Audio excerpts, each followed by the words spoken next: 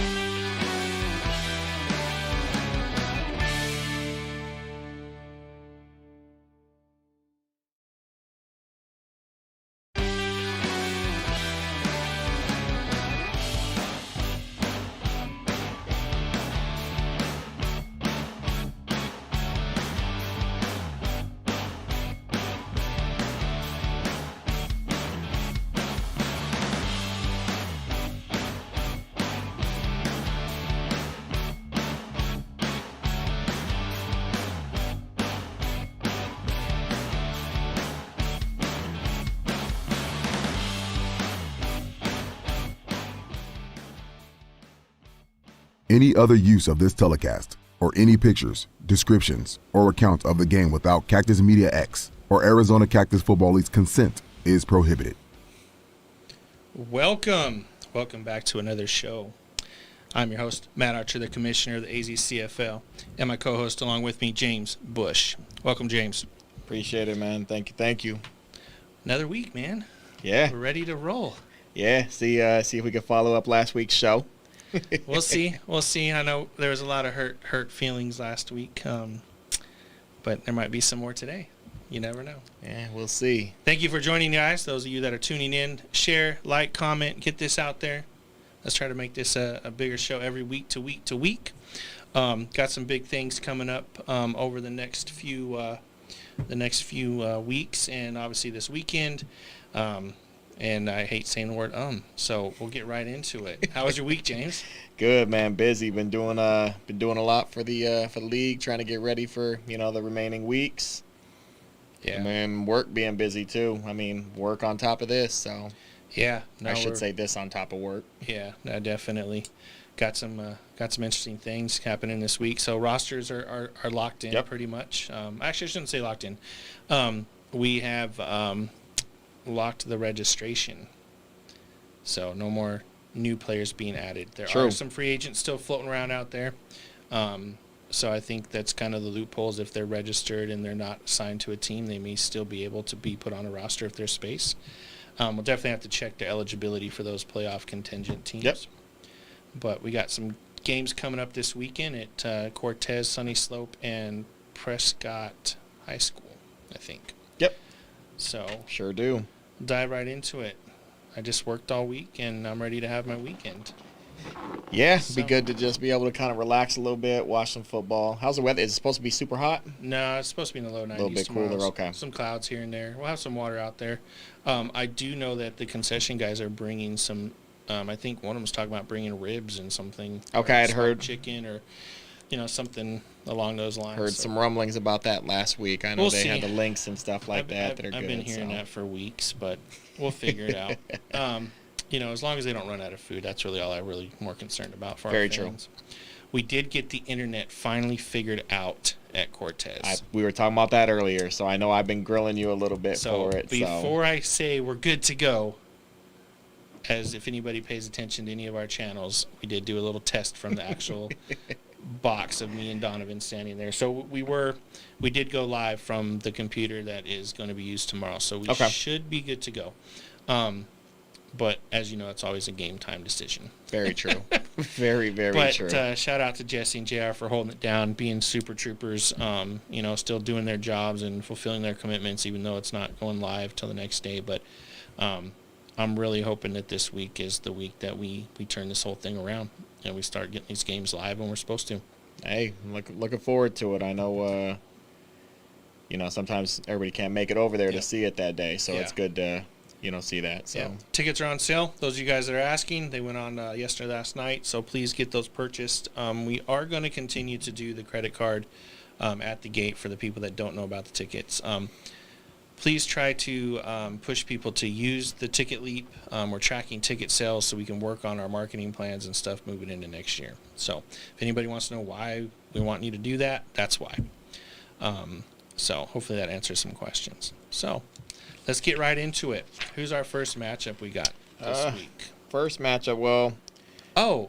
Our first matchup, the Lions. Yeah. I'm taking the Lions for the win this weekend. I think they're going to have a hell of a game or a hell of a weekend. I truly believe Vonnie's going to coach a flawless game, no penalties. I think they're going to just kill it. So I've got them for the win. Against the bye week? Yeah, against the bye week. Full of shade today. Normally, that's normally something I would say for those of y'all that are Cowboy fans. That's normally I would say I would post something about the Cowboys being 0-17. Mm-hmm. Well, technically it would be 0-18 this year because they lose on the bye. But the Lions, I guess, play. I was thinking they played somebody. So no, so they were supposed to play a community college out of California. Okay. And they never. The college. That's right. We talked about that. Up. Ben was good to go. Field was locked in, but the college never committed or got back to us. So, Ben opted to. I don't even say he opted. We just kind of took a bye week. He just took his bye week. So, all right. The petty award. I know it's not Sunday, but I'm gonna try not to be petty this week, guys. I'm gonna pass that to Matt. I know I see. They couldn't handle petty, Matt. Well, Darian said, I'm the hard one to please out of the two of us. So. Okay. I think you're a little bit more petty and harder to please than me, but we'll go with that. So hey, Lions. So they'll get a win with that one, right? So that'll put them at 5-1 moving into the next week. Okay. And then I think they have some big games. Got game of the week against the Rebels, week 9, something like that. So we'll get to that in a few weeks. But their schedule's not a complete wash for the rest of the season. They got some challenging games coming up, and hopefully they take the bye week and just rest up and.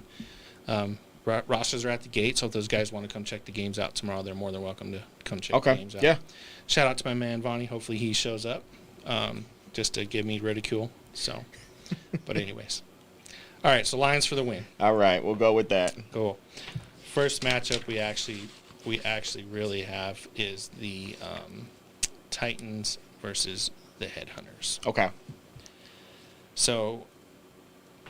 Getting ridiculed last week for me not watching film.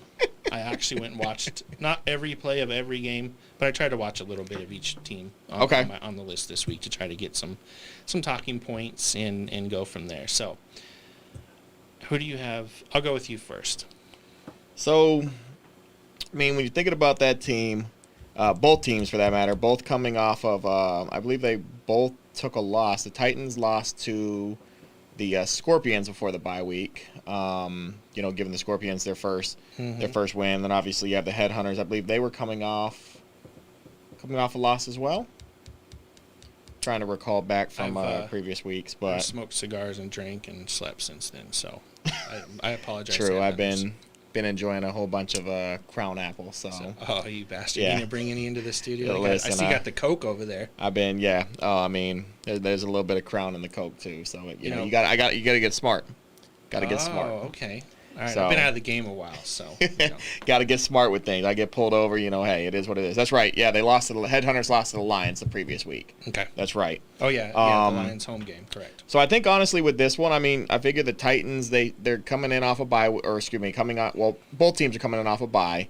I've been impressed with the Headhunters here and there. They played the Lions pretty tough. I know a lot of people will say that that it got out of hand a little bit, in the second half, which kind of tends to happen sometimes in some of their games. The lack of depth that they have once in a while, kind of tends to play a part, in some of their games. But I'm taking the Headhunters. I think that they're going to come on strong. I know they're one of the teams that we talked about, in the playoff preview last week. That I know we didn't have them making the playoffs, but I feel like this is a game that they have to have if they're going to make that playoff run. Same thing for the Titans. Yeah, they're both coming in 2-3 right now. 2-3, yeah. Titans are 1-2 in conference play. Headhunters are 2-1 in conference play. So this game will definitely decide who goes up and who goes down. Very, very much agree. I'm taking the Headhunters in this one. Okay. We'll say 22-12. 22-12. Okay. I'm interested to see. I know that, like I said, I got a chance to watch I've watched the Titans play a few games. Mm-hmm. I know that their quarterback has not been playing. He's been hurt. And, they have 23 playing. Well, number 23. 23's been playing. That's their quarterback. I think we talked about that. You said he should be the quarterback. No, he is the quarterback. Okay, well, hey, we'll go with that. Titans are listening. Take it from the old commish. Number 23 needs to be a quarterback. But what's interesting with them is, they have some athletes, and for the most part, they don't run they pretty much run a power QB run most of the time. And I'd like to see them open it up a little bit. Yeah. But I don't know if they will. You got to use the tools you have at your disposal. I don't think he has an arm. Not to be mean to him, if that's the way you want to say it. So you say he's the quarterback, and then you turn around and say, I don't know if he's got the arm. No, but he's tough. I'm kidding. He ain't afraid to take a hit. No, yeah, but I don't know. I'm taking the Headhunters in the league. Okay. I want to see them open that offense up a little bit. They open the offense up, show me a little bit more, because it's tough to try to run the ball continuously. Mm-hmm. Teams are stacking, putting 9 in the box. Yeah. It's kind of tough. So I'm taking the Headhunters. Okay. I watched a little bit of Headhunters film. If number 2, I don't know the kid's name. Dude's a hell of a stud. Play safety? And receiver. Yeah, okay. And special teams and some other positions. So he's the athlete from what I watched. As long as he's on the field, I think the Headhunters have a really good chance of pulling it out and pulling it through. Okay. The Titans just have to stay together.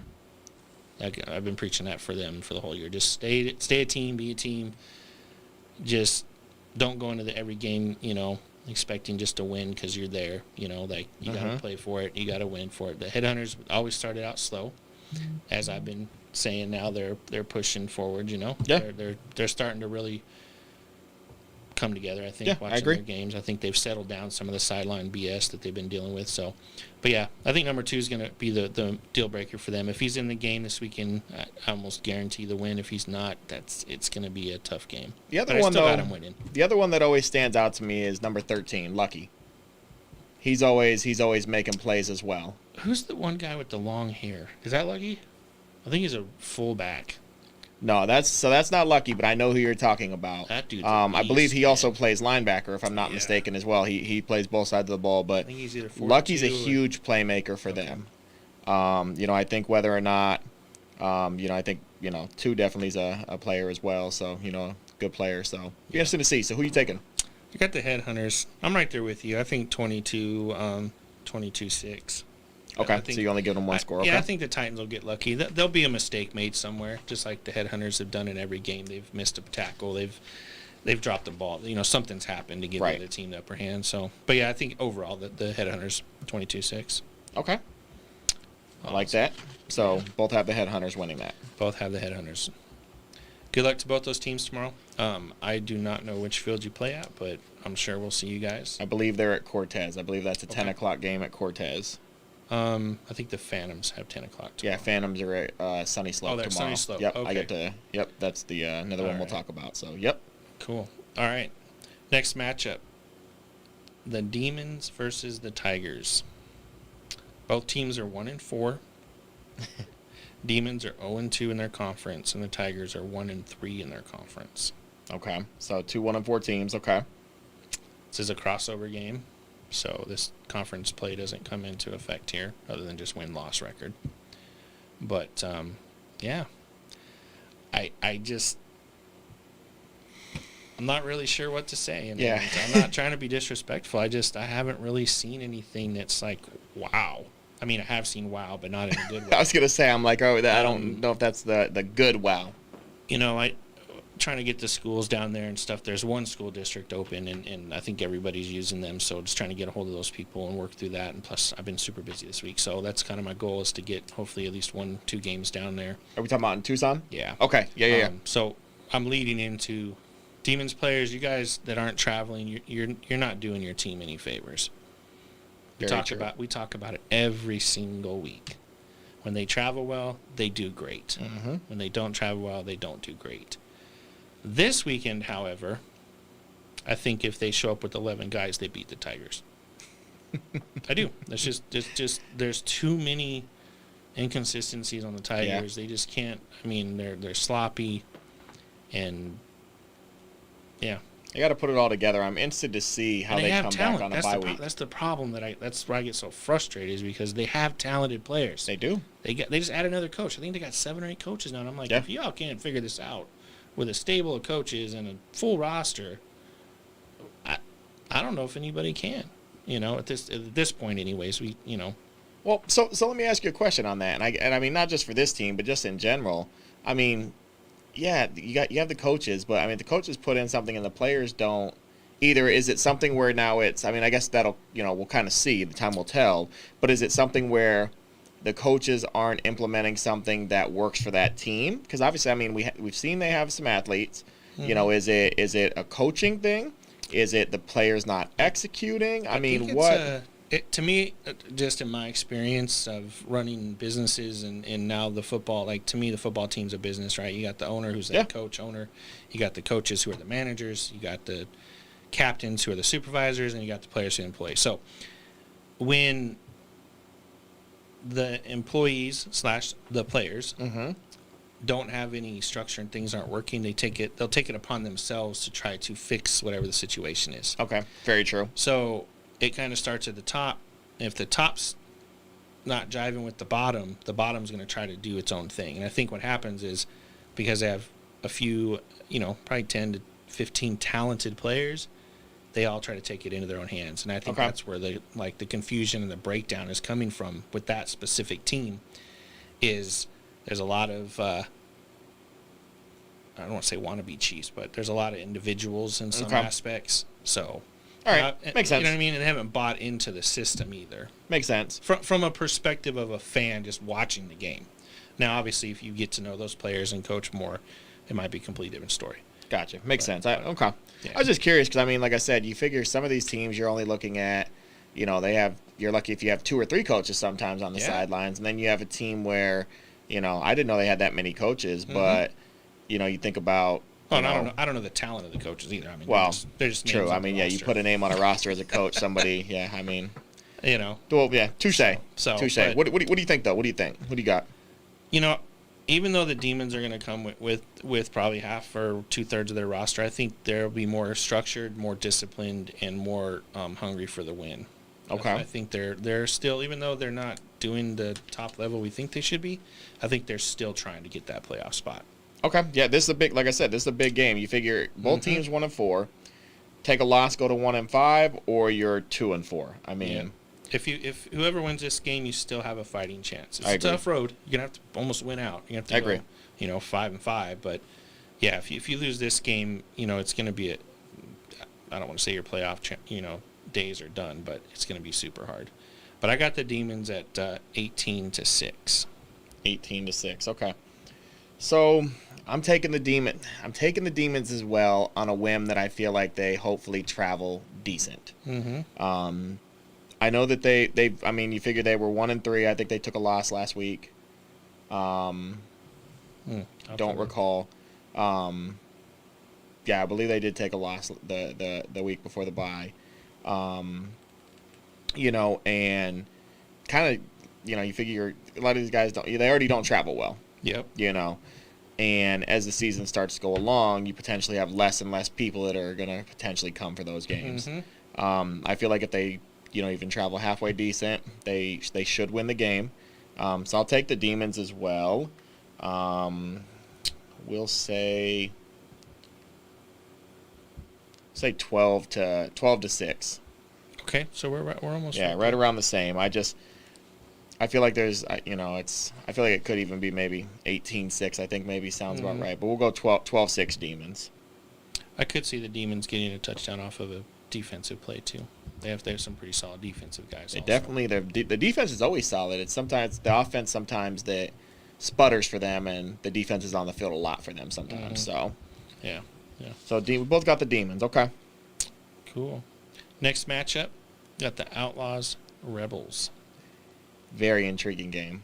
This game is as you said, battle for first. Mm-hmm. I'll let you explain that to everybody so they understand why you said that, and I agree with you. So you're looking at the Outlaws are coming in 4-1, coming off a win against the Lions, right? Yes, double overtime. coming in off a win against the Lions. And they had to break. Yep. So, they're coming in at 4-1, 3-0 in the conference. The Rebels are coming in as the number 1 seed, so 1 versus 2, 5-0 overall, 4-0 in the conference. Mm-hmm. Obviously, with the let's say the Outlaws win this game, they move to 5-1, 4-0 in the conference. The Rebels go to 5-1 if they take a loss, 4-1 in the conference, and obviously we know the head-to-head there. Yep. They would have the head-to-head over the Rebels, move them into the number 1 spot. Now, have the Rebels played the Lions yet? No, I don't believe so. That's week 9. Okay. So that one would come into the points play to see who's the 2nd, 3rd seed there. Obviously, assuming if the Rebels lose and the Lions obviously are getting their win, 5-1. Yep, they all have a win. You'd have all 3 teams at 5-1, so we'd be at 1, 2, 3 with those 3 teams. So it's important to the players listening that the defense is just as important as winning the games. Mm-hmm. Because our breaker, when the head-to-heads are, you have a 3-way where everybody's 1 and 2 Yep. on the 3-way. We go to points allowed, which is based off the defense. Okay, and that's always an interesting one to me. Yeah. So I like it, but that's an interesting one. Because what happened was our first year, we had points scored or points. Long story short, the short of the long is Fisher was one that brought it to my attention. Was that he's running the scores up because it's based off how many points it was they point scored. Differential, right? Yes. So he I was remember trying that. Okay. to make sure no matter what happened, he had. And it was causing for games to get a little out of hand. And so, we moved it to points allowed by the defense. So now it's how tough is the defense on each team. Which brings me into the next comment. So the Rebels have 16 points allowed in 5 games. Okay. So giving up a little over 3 points a game. Correct. Okay. Also, the Outlaws have 34 points in 4 games. All right, so about 8 points. Yeah, as I say, you're about a little over 8. A little over 8 points a game. Okay. So their defenses are rocking and rolling, in my opinion, when you look at the total standings. Yep. So it's going to be this, a lot of people, it's been in my inbox a couple times this week about moving these guys to Game of the Week and flexing it and da-da-da-da. But unfortunately, the Rebels can't have Game of the Week every single week. So, and just the way the matchups laid out on everybody else, that was really the only matchup that was really fun. So if you want to see those guys play, come and watch the game. Yeah, it's definitely $5. If you're a fan, you can stay and watch the 7 o'clock game, which we'll get into that in a little bit, but you can watch 2 for 1. Yeah, but I think that game is going to be fun. I'm going to try to make it to that game.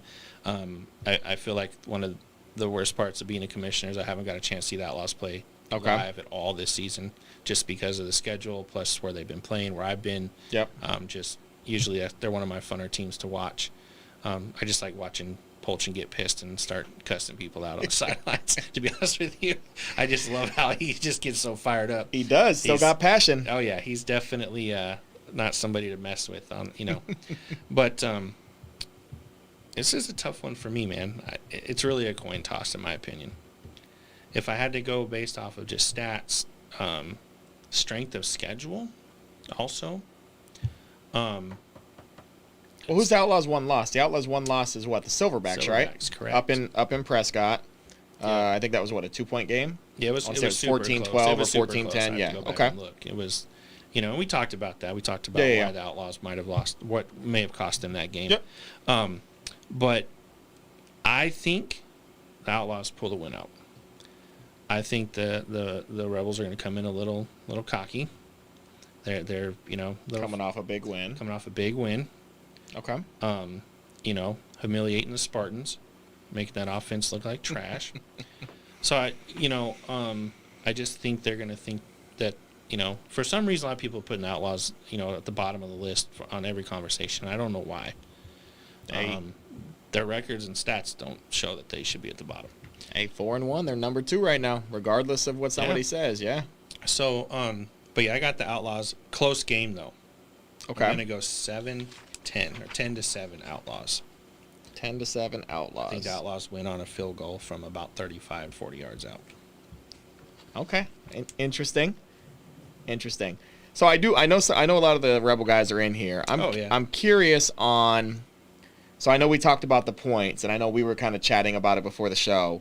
How many of those points has the defense actually given up? If any of you guys on there want to, as I kind of talk through this, because I know that 2 of them were in the Roll Tide game. That was a blocked field extra point that was 2 points. So I know that technically doesn't go well. I think it goes against offense, right? Or a special team. Yeah, it technically doesn't go against the defense. So I mean, that's 14 points. I know the Spartans scored once, right? The Spartans, that was a 12-7 game, I believe that score was. Yeah. 12-7. Okay, so that's another one. So that was 7 points against them, and I'm curious where the other 7 points came from. If anybody wants to tell me. Okay, so they're saying 9 points against the. Was it the Phantoms game? No, didn't the Phantoms get shut out? No, they scored. No. No, you're right. You're right. They did. I think it was the Phantoms game. So okay, so the defense has given up 7 points from what I'm hearing here. The one Achilles heel to me with the Outlaws, has been the offense. The defense brings it every week. Yeah. The defense brings it. But I'm taking the Rebels in this game. I think I kind of talked about it last week. In terms of them potentially finishing the season, some of those later games in the season, 9-1, 10-0. 8-2 in that range. I don't think they lose this game though. I think they beat the Outlaws. I do think it's a closer game than a lot of guys around here saying that it won't be a close game. I think it's going to be a closer game than people think, but I'm going to go a 2-score game. Going to say we'll go 26-12 Rebels. Okay. So 26-12 Rebels is what I'm rolling with. Obviously, I hope it's a closer game than that. Obviously, I love to see a game that comes down to, to like a last, who has the ball last type of thing, or like a big defensive score that wins a game. I know that in previous years that I remember this matchup, the Outlaws always play them really, really tough though.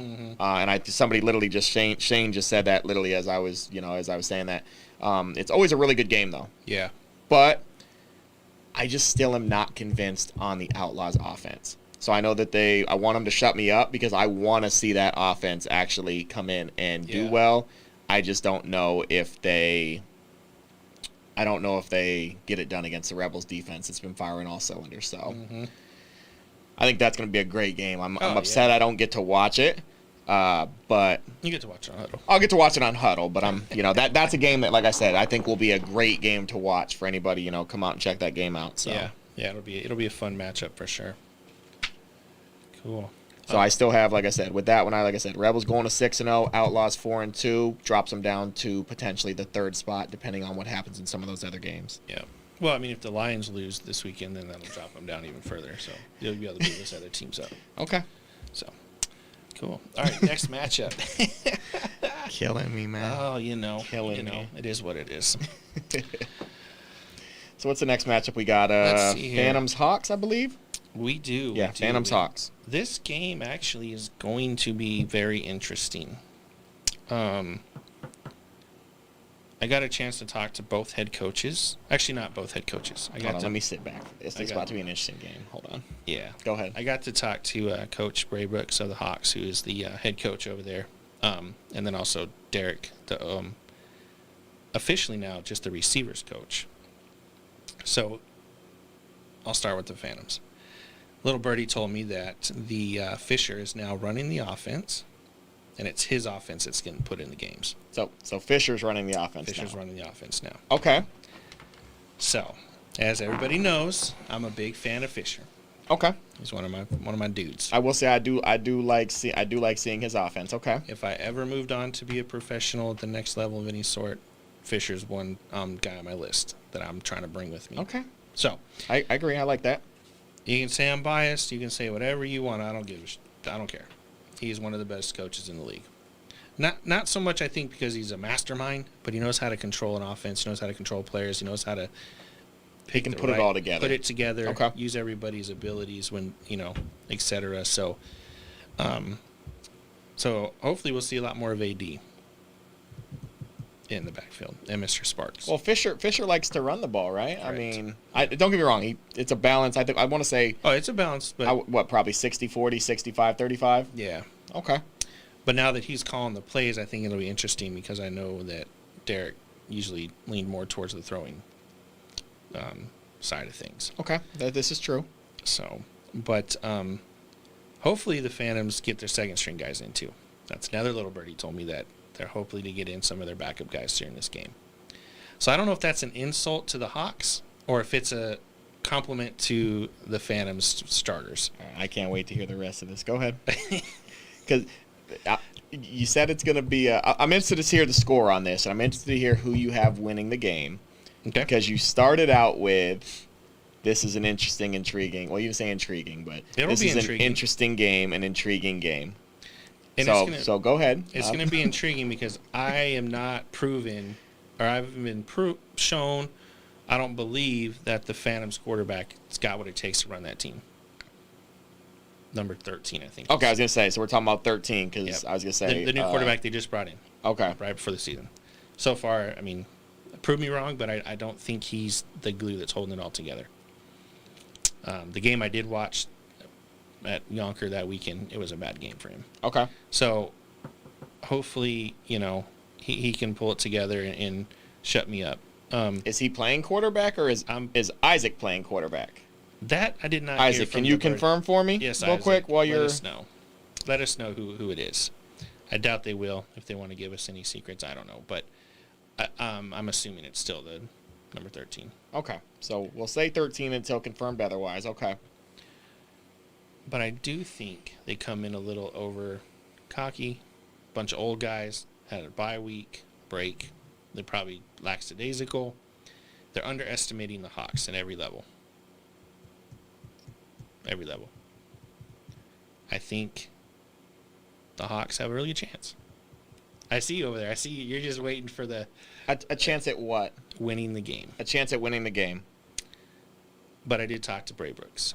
Rome, those of you guys who don't know, Rome is switched over to safety. He's the captain of the defense. Got himself in a little bit of a pickle a couple weeks ago.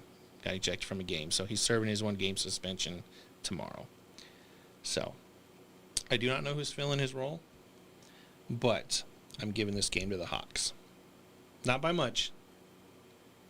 I say 12-6. This is my upset of the week. All right, I'm gonna drink. Go ahead and drink. I'm gonna drink my.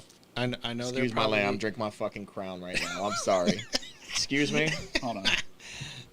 I'm serious, man. 12-6. I truly believe the Phantoms they're going to be the Phantoms. They're going to get punched in the mouth, and they're not going to be able to recover. Okay. If the Hawks score first, it's the Hawks the rest of the way. So you think the Hawks win the game? If the Hawks happen to score first, correct, they win the game. Yes. What's the score if they win the game? I told you 12-6. Oh, it's 12. So you're taking the Hawks to win the game 12-6. Yep. Take another drink. Hey, listen. And you want to ask me for the liquor? Okay, hold on. Hey. All right, but I'm gonna get to it. Hold on. Jesus Christ, what? Okay. So, Isaac, I'm just reading back through here. So, Isaac tore his rotator cuff. So, okay. I'm not a doctor, but I'm assuming that's obviously If it's in his throwing arm. Yeah, I mean. I'm assuming it is. If that's what if he's telling us that. Okay. So, but I still don't think that changes the fact. I don't. I'm not taking the Hawks. I'm sorry. Like, Darian, I know you're gonna give me a hard time. You my guy and everything. Blue, you my guy. Like, you guys, I'm all right. I'm here, right? But here so you don't. I'm not. I'm here so I don't get fined. So I'm at the fields. I'm happy I get to watch this game because I know they're gonna be talking shit to me. Oh yeah. After this pick, but they're gonna want to know where I'm at. Where's Matt? Where's right, Matt? Matt over here picking y'all to win. I'm not picking y'all to win. I'm sorry.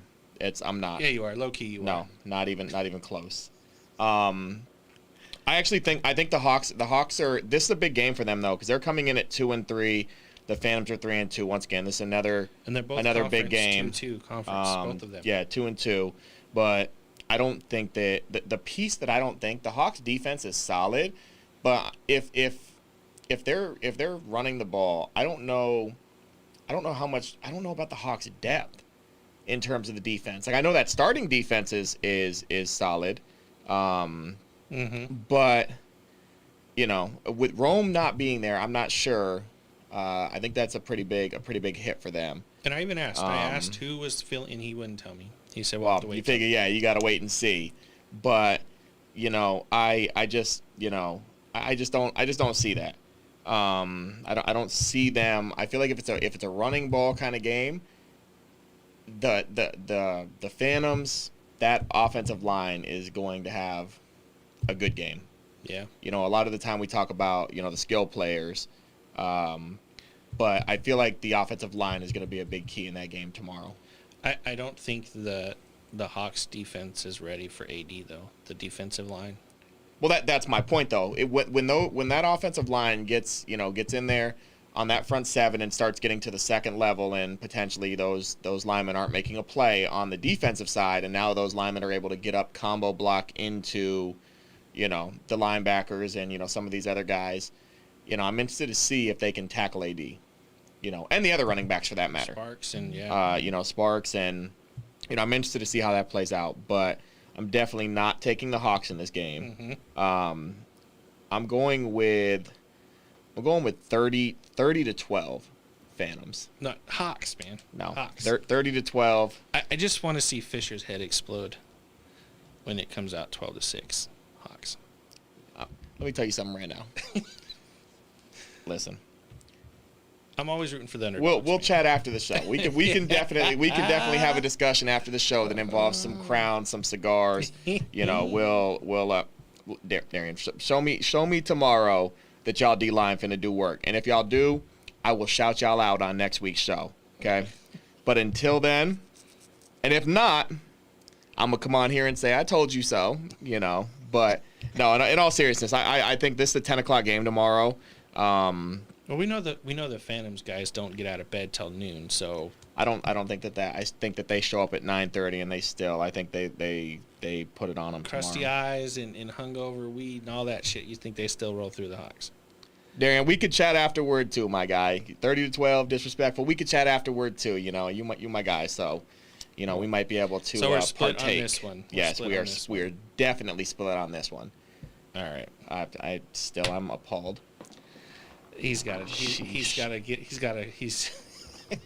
Sick 12 to 6. All I can do is laugh. Hold on, let me write this down so I have this for next week. I'm Yeah. sorry. Give me 1 second. He wants to. 12 to 6, Matt. So I'll recap. Those of you guys that are just joining the show, we're back at Cortez Sunny Slope tomorrow. We got some good matchups. Game of the Week's live. Hopefully, internet was working yesterday, so we'll see if that's good. Tickets are on sale. Ticket Leap. Are you done getting your thoughts together? Yes, okay. I'm sorry. I was baffled. All right. Who's our next? I guess match? I never even. Here's the funny part. We talk about the show and do everything before, and I had no idea that we talked about this game, and I had no idea you were picking them. You So just assumed I was like, going with the Phantoms because Fisher's my favorite coach. Well, I mean, you talked him up, and then you only give him a 6 point. Yep. Okay. Hey, listen. Crazier things have happened, I just hope he doesn't get out coached. That's all. I will say, no. So I will say, I do like the Hawks coaches. Oh, yeah. I will say, I haven't had a ton of conversation with them, but, just in the little bit that I've talked to them, and I hear a lot of good things about them. Yep. Bray Brooks, and, so we'll see. I think it'll be a good chess matchup, so we'll see. Now it's just a matter if the players can cash the check that I just wrote. Listen. We'll see. Bro, hey, like Darian, so he's picking man. y'all. I'm giving money out like I'm writing checks like that. He's picking y'all. We'll see what happens. Their fans will pick them too. Who wouldn't? All right, moving on. Moving on. Sheesh. I don't even know how we followed that one up. We have any I don't even know. We should have just They in here laughing at you. Oh, it's all funny. They're in here no, it's funny, but it's been a long week, man. I'm just had to have a good They time. asking me what do they have to do to walk on they have to walk on water to get some respect from me? That's the Hawks. Oh, the Hawks? Not walk on water. I just need y'all to beat win a game. I need Phantoms? I need y'all to beat them. You beat them, you have my respect. I maybe that's showing me a lot. So we'll see. No, I need your star captain to not get kicked out of games. That's what I need. Yeah. Anyways, moving forward. Moving forward, on to the next game. Any other comments we need to address? No, that's these it. guys? They're just giving. That's it. Yeah, they're gonna be on here talking, so that's fine. All right, cool. So next game. What do we got? Roll Tide and the Thunder. Okay. This game, I wasn't planning on getting to the field till about 4, but I may have to roll in early to watch this one. Mm-hmm. Because we have both teams at 3-2, the Thunder at 1-1 with conference play, which that might be an error. I have to go back and circle that, but that's what's on the standings. Tide are 2-2. Thunder at 6 seed right now. Mm-hmm. Roll Tide are at 5 seed. So I think, depending on who wins this game, if the Tide win, I think they bump up to 4, depending on a couple of the other games. Yeah. Shakeouts. The Thunder win, I think they moved right up to number 5.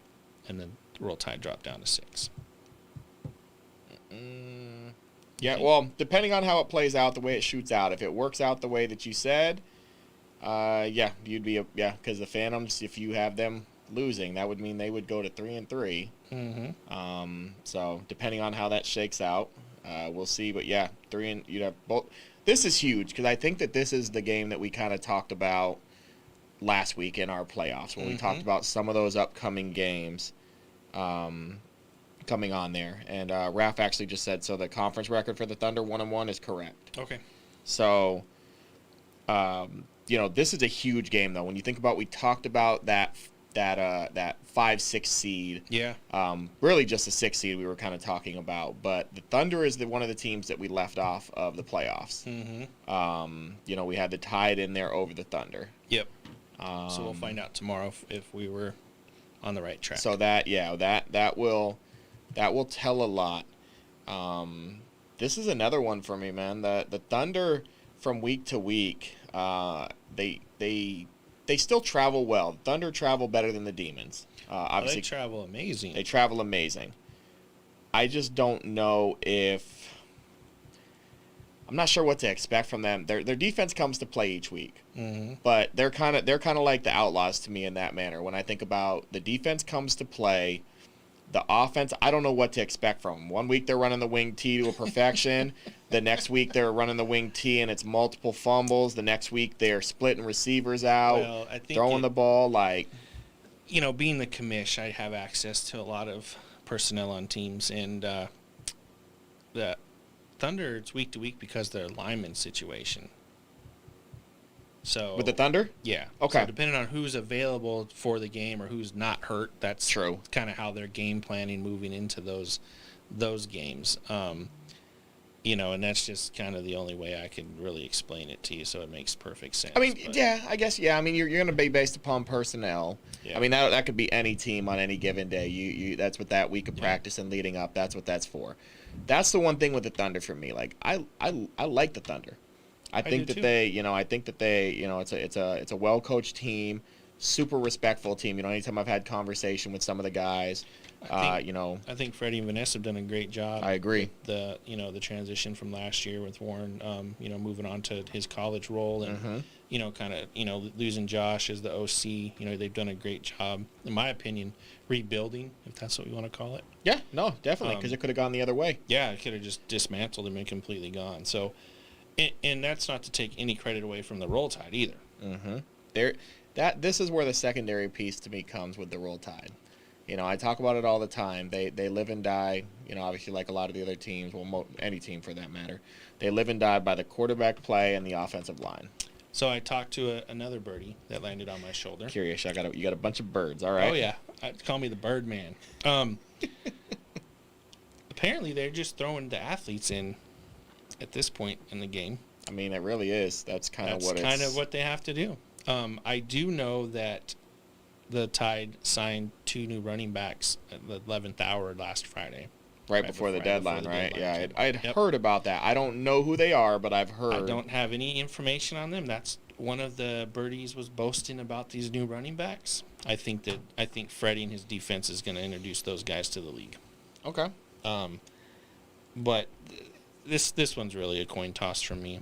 I like both teams. I like both coaching staffs. I like the players. I like the programs. Not too fond of the double wing if that's what they're going to run. I think if they run that, the Roll Tide take this win. If they go back to more of a spread style offense or run just a traditional, running back with receivers, I'm going to have to give it to the Thunder.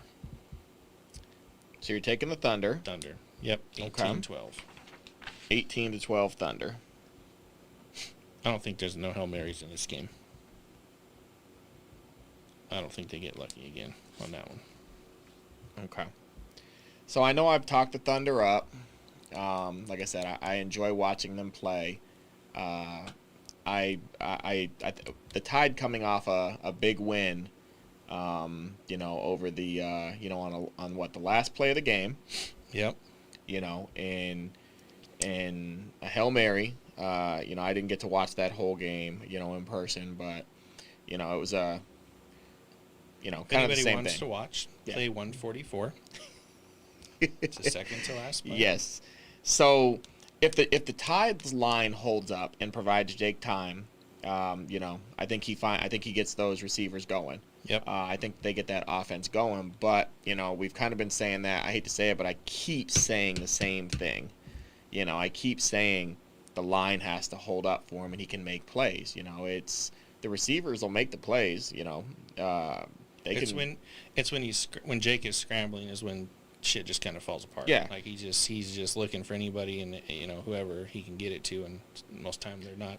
The play's blown at that point. Yeah, and I mean at that point, that's not. I mean at the end of the day, it goes down and we'll see what happens. But I think I'm curious to see. I want to see the Tide run the ball a little bit more, and kind of try to get. Try to stop teams from potentially blitzing or, help that line out a little bit. That's on Coach Horford. Mm-hmm. The NFL mindset, he got to start implementing some of that stuff, So I want to see that. Obviously, if that's not the case, I mean, Jake can sit there and slang the ball the entire game. Like that's a normal thing for him. But I'm taking the Tide in this one. Okay. But I'm going the other way. So you have 18-12 Thunder. Mm-hmm. I'm going 18-12 Tide. Okay. So I think that the line holds up. I still think Jake takes some hits. The Thunder definitely have a solid D line. Linebacking core solid. So I still think they get some pressure there. But I think those receivers make a couple of big plays and they win that game 18-12 Tide, and go into that 4-2 kind of set themselves into looking into that playoff race that we were talking about. So we will see. Should be a fun game. I think that's the 1 o'clock game? That's the 1 o'clock game. Yes, sir. At Sunny Slope. Yep.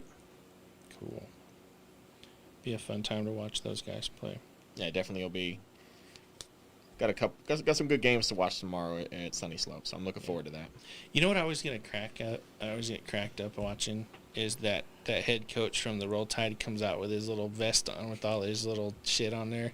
You talking about Coach Austin. Coach Austin coming out with the bulletproof vest. Yeah. But have you ever looked at it? Have you ever? Yeah. He's got pins in there. He's got all sorts of. No, he's got that shit in there. They have the he's got the the glasses with the little thing on it and stuff. So got his instant replay system all set up inside his little. Maybe I shouldn't tell people that, but hey, now you know he's got instant replay. Hey, I'm not gonna tell you how he does it, but he's got instant replay on the sidelines. You do what you can. So yeah. Well, be an interesting game. Like I said, I'm looking forward to coming. Well, I'm gonna get to watch that firsthand. So, and a side note, congrats to the Roll Tide for securing their hopefully the next steps in their business model, and their, they got some land at a school that's gonna get refurbished here soon. So. Well, yeah, they're starting outside of the football, I know that they so I haven't talked to Bo about it, but I saw something about it. They're doing something with giving back to the community as well. So I don't know too much about that. Interested in seeing some more on that. I won't speak too much on their behalf, but I am a little bit in part of that with Coach Austin and Bo, just kind of helping them with some just insight stuff to roll things out. But I wouldn't be surprised if they have their own practice facility this time next year.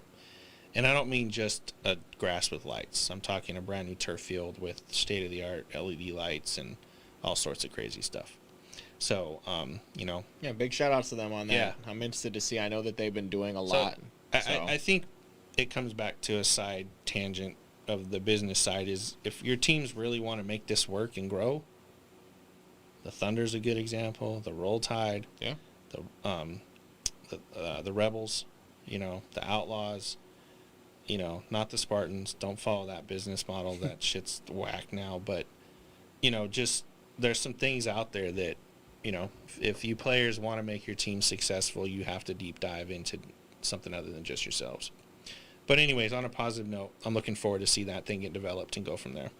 Definitely am interested in seeing that. I know, it's the mentorship, so that'll be good to see for some of that stuff. So, congrats. Cool. All right, next matchup. Scorpions versus the Reapers. Okay, Scorpions, Reapers. I'll let you go first. So, this is another one, kind of, Scorpions coming off a win against the Titans. In a I don't even know how to say it. They came up with a win. We'll just say that. So they got their first win of the year, 1-4. A win's a win. Hey, win is a win. Football, a win's a win. Win is a win. So they're 1-4 on the year, conference record of 1-2. So they're the number 7 seed currently in the Joya Conference. The Reapers are the number 2 seed currently, sitting at 3-2. Mm-hmm. And they are 3-1 in the conference. So, I've been impressed with the Reapers throughout the season. Kind of from what I saw in previous seasons. You got me messed up. I'm just playing. That's fine. I figured you were going that way. I'll take that. But no, I'm actually, I think they've been doing some good things over there. It's a lot of young guys over there. Young guys, young coach, young owner coach, I should say. Mm-hmm. I have my personal opinions about how things should be ran, and unfortunately, they don't always hit the mark. But we're just talking straight football. I agree with you. They're hitting some stride, pulling out some big wins, in my opinion. Down to the last second, within a touchdown kind of thing. So I think they're definitely starting to find their groove. I do want to put some caution on it, though, that if they get a little too ahead of themselves and they go into the playoffs and they win that wild card and they go into the actual bracketing, that's going to be a whole nother ball game because they're playing the 1 or 2 seed. Yeah, depending on where that shakes out. Yeah. Right now, we're talking about the Rebels. If we just looked at currently, yep, you're talking about the Rebels, Lions, or the Outlaws. Those are the 3 teams they're going to have to currently. face. Yeah. They haven't faced anything like that, at least this season. I was going to say, yeah. With True. so much with on with the where line. they've had and everything like that, yeah. So, credit to them for beating who's in front of them. As Ben Williams likes to always say, I just play whoever's in front of me. I love that mindset. But you do have to look down the road a little bit.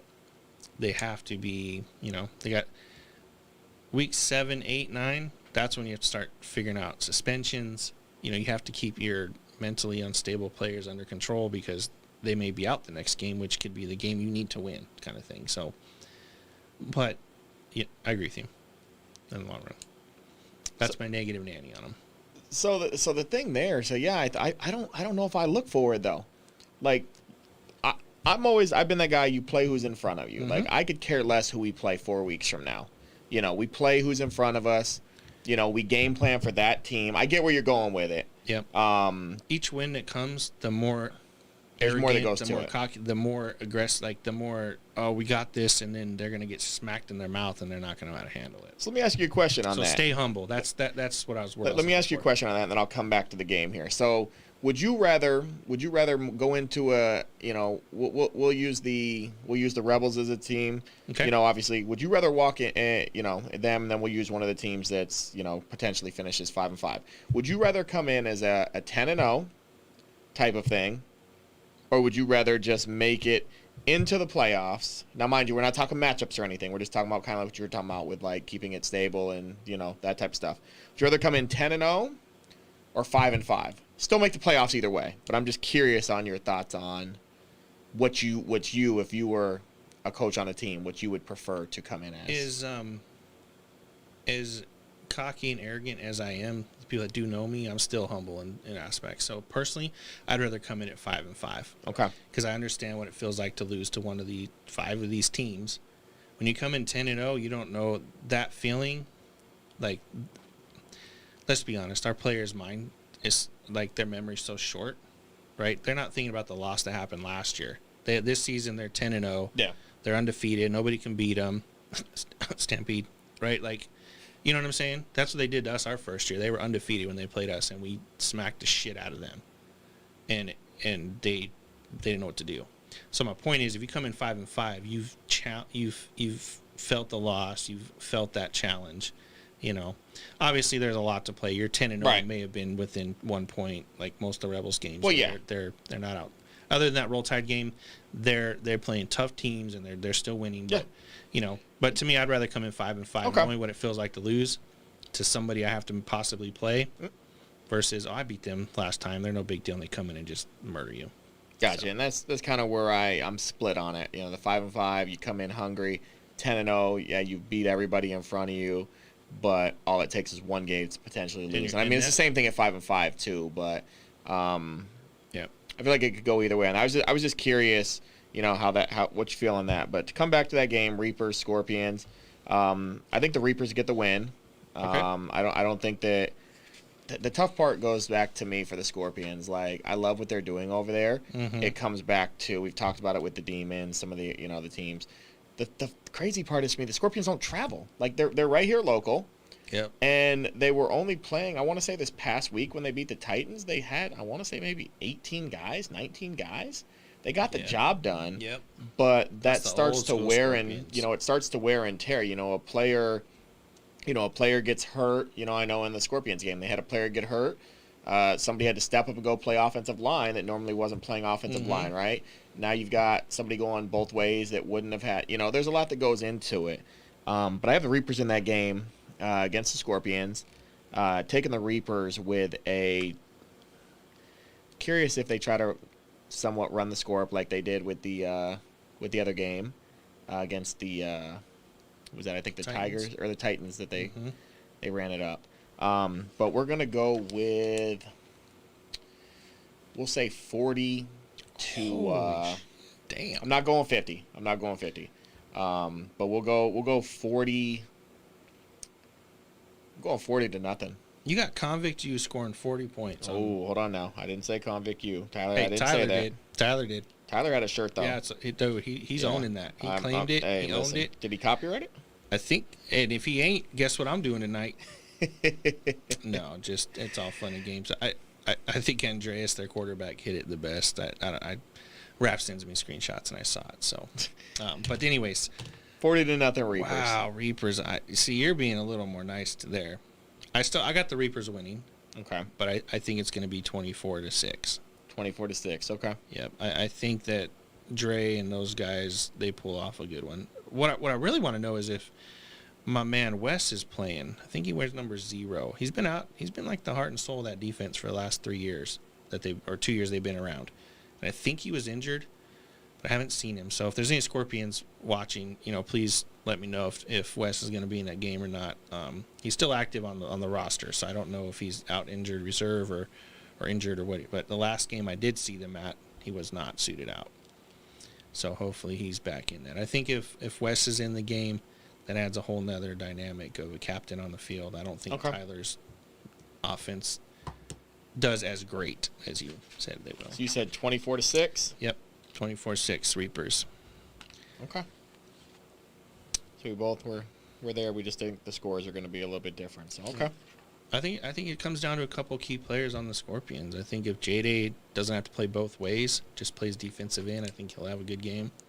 Yeah, he's the one that I was talking about having Malik, to go in and, you know, person got hurt. Hopefully that player is healthy. Oh, he's a team player coming no in. doubt. But yeah, he came. He went from playing, you know, well, I want to say he was playing both ways anyway, but went and switched from, you know, what he was doing to go play offensive line and played well. So Well, that's the shout out to him. unfortunate thing, man. Those guys, they're definitely a solid core. Just, your core can be 20. Your team's got to be 50. Well, yeah, you got to figure. I mean, you got to figure they're playing offense, defense, running down special teams. Then if you punt, you turn the ball. I mean, yeah, a lot of those guys aren't getting any kind of rest. I mean, shout out to them. They go out there, they compete. All 60 minutes, regardless of what the record is, regardless of what the score is. You're gonna get it from them. But those numbers start to dwindle, and it's tough. So. Well, and then they get hurt because these guys don't do the week. They don't prepare themselves, and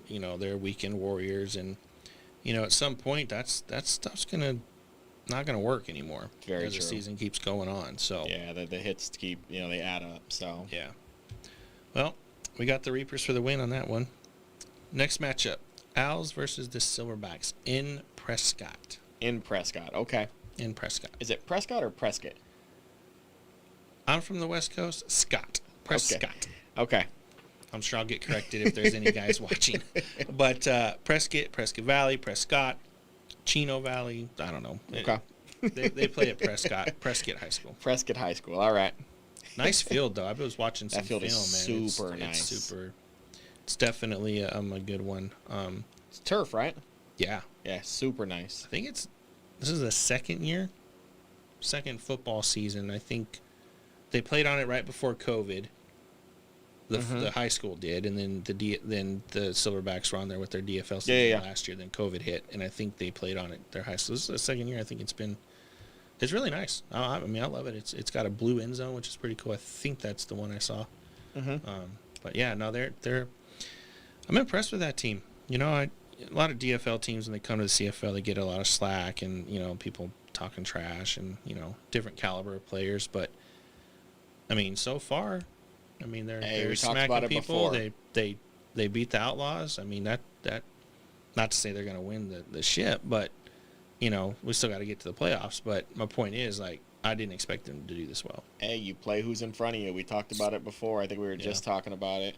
You play who's in front of you. The Owls are 2-3 coming in, 1-2 in the conference at the 5 seed currently in the Choya Conference, and you have the Silverbacks coming in as the 1 seed currently, 5-0 overall, 4-0 in the conference. So they beat who's in front of them. I mean, that's at the end of the day, that's all you can really ask for. Yeah. Same thing we say with the Rebels, the Rebels 5-0, Silverbacks 5-0. You play who's in front of you, you win the game. Period. It doesn't matter whether it's a 50-point victory or a 1-point victory. You win the game. Obviously, you want to win by 50 points, but they're winning. They're doing what they need to do to win. The Owls are coming off a loss to the Reapers, before the bye week. I believe it was 21-13, 21-14. Down I know to that the last seconds, I think. Yeah, that was, that came down to the last possession. So they're coming off a loss. Very well could be 3-2 instead of 2-3. Yeah. This is one that, kind of goes back to the traveling thing. I know that, you would think that it's pretty easy to just get there. You have a game. You see it on the schedule. You should be able to travel. Yeah. But not everyone does it. Like you think about like the Outlaws. When the Outlaws travel, Polson's getting a bus. The Rebels too. The Rebels as well. And I'm not sure about some of the other teams, but I know those are two teams for sure that you don't have to worry about the travel. Like I'm sure there's money involved and stuff like that, but you're showing up, you get on the bus, you go up, come back down. Yep. Like, they do it. You don't have to worry about somebody not making it. That comes down the bus itself. That comes down to the ownership managing their funds properly. Correct. So you think about the travel piece of it. I hope that they travel well. They should. I would think they would. But with that being said, I think that the Owls have kind of been they're two plays away from being. Well, I don't know. Let me not say 2 plays away. But they lost to the Reapers, on a last-second thing, right? Or no, excuse me. They lost to the Reapers, and, that's some of their games have been pretty close. They could very well be a 4-1 team, a 3-3 team, but they're sitting at 2-3. Yep. So I think that they could potentially come up with an upset if they go up there and play well. But the Silverbacks are just rolling. I've said it. They're doing their thing. I think the Silverbacks win the game. I think it's the same thing. They're rolling. They're a well-oiled machine. In terms of what they're doing. Got a chance to watch them play. Off of film and just kind of be around that team, and they're just rolling. I'm going with the Silverbacks. We'll say 24 to. Actually, we're going. What did I say on one of these? We're going 24 to 12. Okay. 24 to 12 with the Silverbacks. So I got to watch some of that Reapers Owls game. It was close. There might have been a couple of controversial calls that maybe could have went a different direction. In the Reapers Owls game. And the reason I'm talking about that is because it's gonna happen up north. But I think what's gonna cost the Owls the game up north is gonna be the sideline shenanigans. When they were having misplays and things like that, they had players quitting, cussing each other out. Me. I kind of, that's the stuff I kind of pay more attention to than what's that's between plays, right? So, if they don't travel well and they go with the reduced player list up there, and they start to get whooped on, I shouldn't say whooped on. If it starts going not their direction. That they're going to start that internal bickering, and da-da-da-da. Then it's going to be the ref's fault. Then it's going to be all the other teams holding to rip my jerseys. It's going to be, there's going to be all these different things. But I really want the Owls to win. I just don't see it happening this weekend. Okay. I agree with you. I think the Silverbacks are just too oiled right now. They're driving, clicking, things are happening for them. They're working.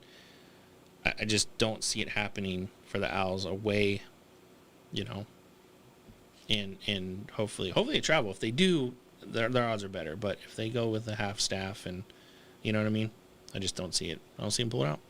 So I got the Silverbacks, 12 to 6. 12 to 6. Okay. Yep. I think the altitude will play a little help. Little challenge some of those big boys on the Owls. Players like Mitchell, he's not going to have any problem playing at that altitude. That dude's a beast. I think my guys he's going to show up and play no matter what. Oh, yeah. And he's going to knock whoever's in front of him around. Gatlin, on the other hand, my old man Gatlin, looking like Frankenstein these days with all those braces on. Love the guy, but, man, this might be your last season. You didn't hear, though. You didn't hear. Gatlin was... I told Raph about it. Gatlin, I apologize that I'm giving your secret out, so I'm sorry.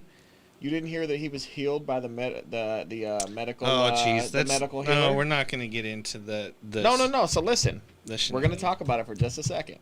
Okay, he went over there, and got the little ding. Got the little the spiritual medical healing. And listen, and he came out and was up, and he normally limping around a little bit and stuff. Listen, he was out there running sprints. Might have only been one or two of them. No. That was the 8 pills of Vicodin and the Vicodin before that. Coke in the bathroom. So you're telling me it wasn't the spiritual healing? I don't know. Okay. I just think Gatlin's a beast, and he's gonna roll through whatever. He just puts his pain aside. But at the end of the day, I'm sure he doesn't walk for a couple of days after the games. Then it's sad because I really love that guy. He's intense. He's a great leader. He's chill too. I mean, he's got one of the biggest switches I've seen in a few years, where he can literally turn it off and turn it on. He does. He steps on the field, he'll murder you. Yeah. He steps off the field, you're his best friend. So I like those kind of players. Those are my kind of players. They keep it between the lines. They keep it as professional as they can. So I'll be sad when he does hang the cleats up. I hope he sticks around and comes and talks to me about the league and maybe getting him involved with the league a little bit, different levels. But still doesn't change the fact that they're going to lose this weekend. Yeah, I just wanted to get, I didn't want to put out the injury report, but he's fully healed from the medical healer. I'm just thought I'd put that out there. So moving forward, congrats to that. With the, So we're both going with the Silverbacks. Yeah, going with the Silverbacks, yes, sir. All right. That brings us to the game of the week, which is going to be an interesting game. I don't want to hear no BS from these guys about the records and who should be in the game and blah, blah, blah. Well, what are we looking at? What is it? The Bucks at what? The 8 seed, so last in the division. Yep. At 1-4. And the Spartans in the 7 seed. Spartans in the 7 seed at so, 3-2. I mean, it shouldn't be a blowout, right? It's not 1 versus 8. I mean, or 1 in this Saguaro Conference against the 8-9 seed in the Chalora. Well, yeah, so. You figure. The Bucks are what 1-4, 0-4 in the conference. The Spartans are 3-2, 1-2 in the conference. Yep. So their 2 losses came in the conference. Mm-hmm. Obviously one coming and last tough week. Losses well, too. 2 weeks ago. I don't care. Spartans lose. Nothing's tough. Tough shit. Suck it up. But they definitely. It was a close games in both those losses. 1 possessions, I think, for both of them. It was. You're right, because it was the Lions and the Rebels. Rebels, yeah. And then they played the Owls and the Demons, I think. Yeah. Those are the 2 games. Yep. And then they had a bye win. So, reached up into my tree of birdies and pulled down. Another one, okay. Pulled another one down. We'll talk about the Bucks first. All right. I heard they're not practicing anymore. I hope that's wrong. That's totally rumor mill. I have not confirmed, denied. I'm just saying that was brought up in a conversation when I was talking about the game earlier with another coach. Okay. I hope it's wrong.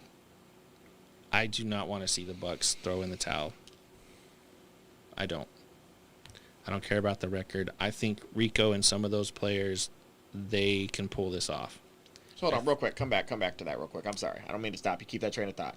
When you say they're not potentially practicing, are we saying like they're just showing up on Saturday with like 0 people, they don't get together at all? Or are we talking about like a practice to the point where they're like we were discussing 12 people type practice? We were discussing the game.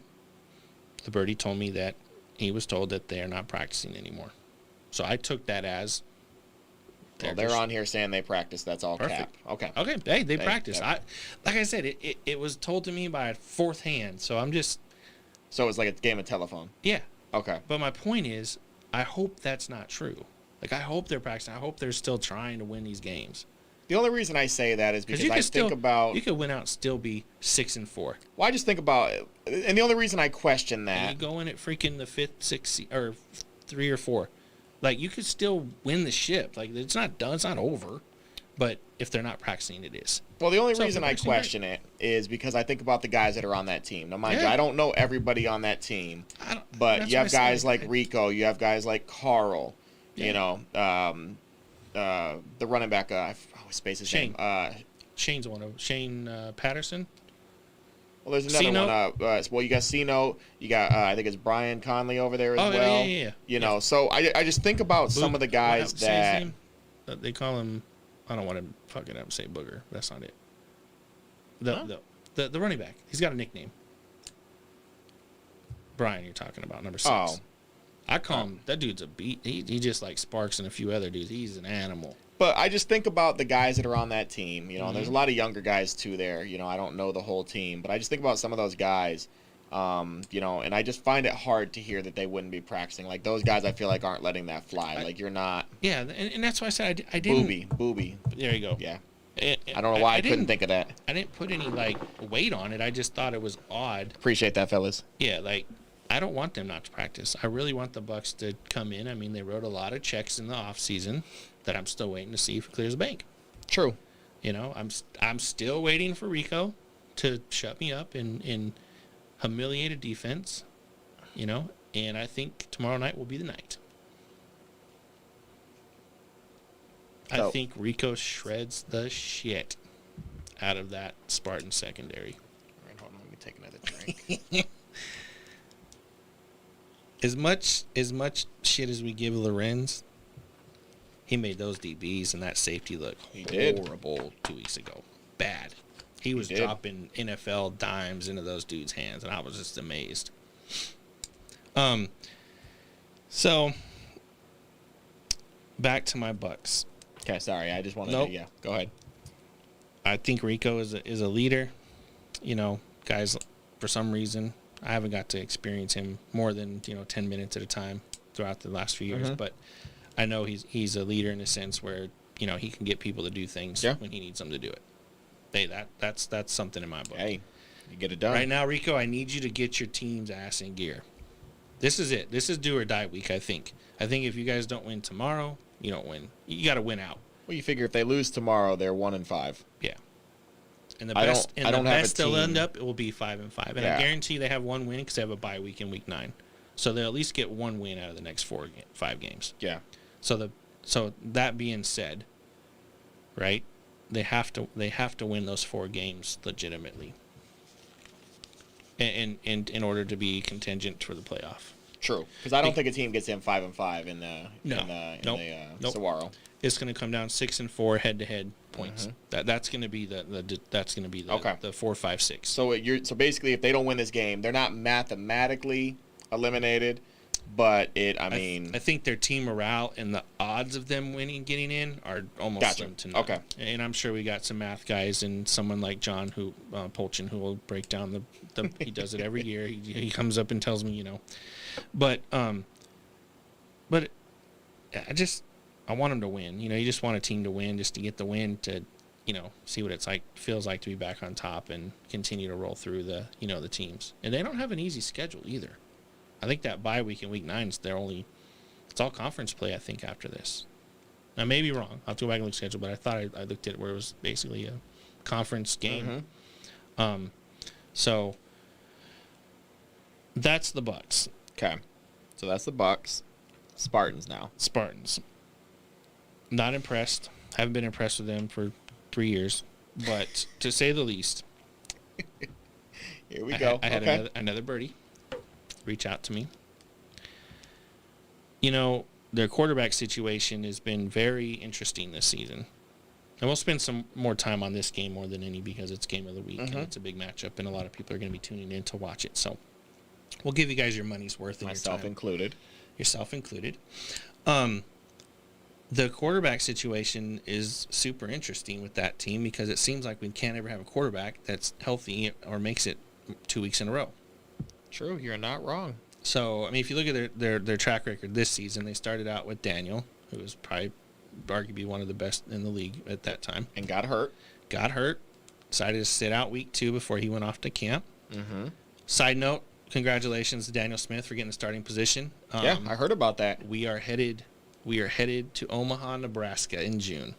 Yeah, looking forward to that. Yep. So we're coming out to see you, big man, if you're watching. But anyways, so he goes off and does that. Trey comes in, steps right in the role, messes his thumb up. I think in the first game. Yeah, I was going to say, yeah. And it hasn't been healthy since. And he's been nursing it ever since. So I don't know if he's questionable tomorrow. I haven't heard the confirm or deny. I'm sure there's some Spartans on there that'll probably, he's great, whatever, but show me. Because the last couple games he's played in, you could tell his hand's messed up. His throws are off. He's Yeah, they don't look as crisp. It doesn't look as crisp for sure. And it's sad because you have that receiving stable of receivers that team has, and your quarterback can't. If you can't get them the ball, they're out there just running sprints. They're just running routes.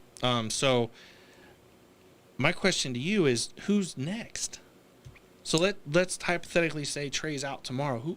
Who's their backup quarterback? Well, I know that the one that played week 1 when Daniel got hurt, obviously they didn't show a ton in that game. It was more of he came in KD. Okay, no, I believe number 26. 26. Okay, so KD. That's the backup quarterback right now, right? Correct. Okay. But obviously I don't know. I mean, mind you, I haven't been at their practices. I don't know, if something else has been being worked on, anything like that. So it'll be interesting to see what they do. But that's one option that I know he played quarterback for them week 1. Okay. So let's pause right there. So that's one. So KD comes in. KD plays. Okay. You think he can handle the pressure of a live game of the week against D. Will's defense? So I'm not talking about the Bucks records and shit. His defense has been on point. He's kicking some ass. I'll be honest. I don't know much about the kid, to be honest. Like I don't. Is he newer to the league? Or I don't know. I think he's been with the team at least last season. Okay. I saw his name. I mean, I'd have to go and check, but Side note to all you guys watching, just so you know, the players that are on the team now, I only know like 3 of them. It's a whole new squad from when me and Raph ran the team. So I can't tell you much about people other than Devo, Martwan, Billy, and that's it. Well, Cody, you got Anthony, you got a few. Oh, Anthony was year 2. Oh, okay, gotcha. But there's 5 or 6 guys from when I was on the team. So all those guys that are on there now are new. Rowe, Reggie. I haven't actually got a chance to coach or manage them. But the point being is I don't know much about Katie either. Yeah, like I don't know. I mean, like I said, I don't know too much about him in terms of playing like quarterback. Obviously, they had to have something in there to put him in the first game. You know, and obviously he's taken. I think they were winning, so. Yeah, but they were they were playing the Owls, and it wasn't a blowout. So what's the job of the backup quarterback? What's his job? They don't turn the ball over. Don't lose the game. Yeah, don't lose the game. Right? I mean, if you're winning, obviously, if you're already losing, you're not trying to get murdered. Listen, they almost lost that game though. Yeah. Like, in all honesty, that's one of those that could have. I know, I talked a lot of shit about the Owls.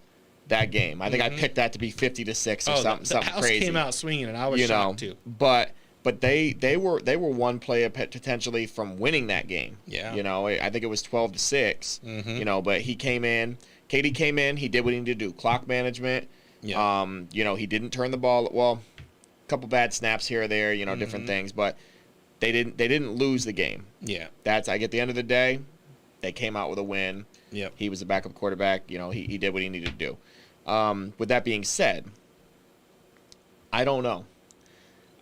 You know, I think they let him throw the ball a couple times. I didn't see anything special with the throws. So same thing with the Bucks. What happens if Rico gets hurt? I heard Nate Gilmore signed with the Venom in the DFL. So is Nate Gilmore? Nate, can you maybe confirm or deny, or Carl? Somebody want to confirm or deny? So who's their backup quarterback? Like, not that I'm trying to get our quarterbacks hurt in the league, but no, I mean, yeah. What's your backup plan? I mean, Nate come in and Nate.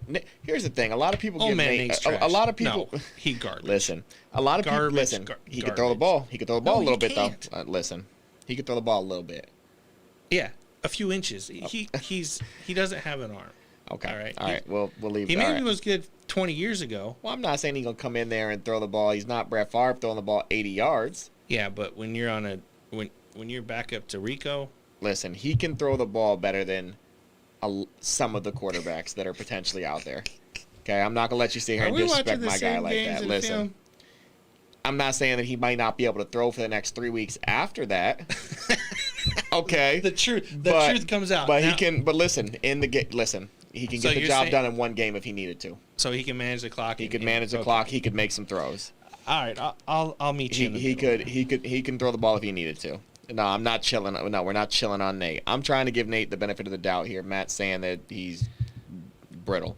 But moving forward with that, I just don't have the faith in him. Okay, so I'm assuming that Rico's playing quarterback for the Bucks. I'm assuming that Nate doesn't have to come on the field. It brings up the same question again: is just like the Spartans, if Rico gets hurt, who's backing him up? Well, the other one that I would say would back him up, but I believe in somebody can maybe confirm for me, but I thought I saw a post. But Azier. So he played with the Stampede before. He has a good arm, but I believe he's hurt. Okay. I believe he's hurt. I don't know the extent of the injury. I saw a post on Red Zone. I don't recall, but I remember him saying he was hurt. I don't know if he's done for the year, but that's another one that potentially, if he was healthy, could. But the backup would be Nate. But I'm not saying Nate's playing. I'm going with Rico as a starting quarterback. Are they letting Nate play on both teams? Because I heard the Venom play at like 4 or 5 tomorrow. Well, even if Nate's not there, we're talking about the backup quarterback for the Spartans. Rico is finishing the game with the Bucks. I get where you're going with it. I'm just trying to say that your team, those offensive linemen better protect them quarterbacks. Because that's the one position, I think, within a team that you can't just switch in and out. I know they're going to start. No, I can't. I'm sorry. So Raph says Nate is their only other quarterback, but he's 5th string. Number 1 is Rico. Number 2 is Rico hurt. Number 3 is Carl Evans running Wildcat. Yep. I was going to say number 4 is Azier hurt. Number 5 would be Nate. Oh, Raph, just stay and well, actually, so Nate will be there. The Venom game was canceled. So somebody, Tyshawn Neal said the Venom game is canceled. I don't know why. Canceled? Well, maybe we can. Not that I want to that. spend time on the DFL. No, but we'll come back to that. I thought, let's circle back to the Venom Vengeance game. Let's do that. Let's finish this up. So my question is, to finish it up, is if Trey plays tomorrow, do you think the Spartans have a chance? If Trey plays tomorrow, I think that the Spartans win. I think that they get the running game going a little bit. My man Hutch. But that takes me to a secondary piece. So we talked about KD, but I'm curious because didn't Hutch play quarterback at some point? He might be watching. He may have to confirm it, but I do believe he did. I do believe he played quarterback. I've seen him throw a little bit, so I know he can throw. Yeah. I think his downfall is he's like me. He likes to surf the couch and eat potato chips. So, but as we've seen in the last couple of games, he's been running through people like a freaking Mack truck. So I think if KD can't pull it off, to my theory, I would put Hutch in as the Wildcat. I mean, because he can throw the ball, but he may not be as consistent, accurate as if like Trey was healthy. Well, right? of course, yeah. But he can pick and choose those plays. I still, to wrap it up, because I want to get back to the Vengeance Phantom thing. Yep. I think if Trey's hurt, KD starts. I think if KD can't hold the mustard down, big man Hutch comes in and he keeps the game manageable. But I still believe the Spartans secondary is garbage. I got the Bucks 12-6. So I do remember, and actually Rome just mentioned it. So, and I couldn't remember where I remember seeing him play quarterback, but Hutch played quarterback on the East Valley Vipers. Yep. I remember we played against him my year with the Ravens, and he also played with the Reapers. I'm not sure. I thought he played arena ball as well. Yeah. I could be wrong on that, but for some reason that sticks out in my head. But needless to say, he could play quarterback. So that's another potential option. Maybe if you don't go the KD route, maybe Hutch plays quarterback if Trey can't play. Excuse me.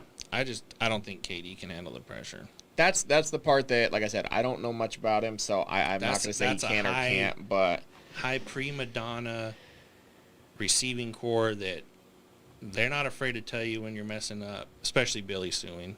He ain't afraid to tell nobody they're screwing the pooch. Like he'll just straight up tell you suck. Like, and I love that about him. But you have a lot of I think the Bucks are going to win this game. So you said 12-6 Bucks? Yep, 12-6 Bucks.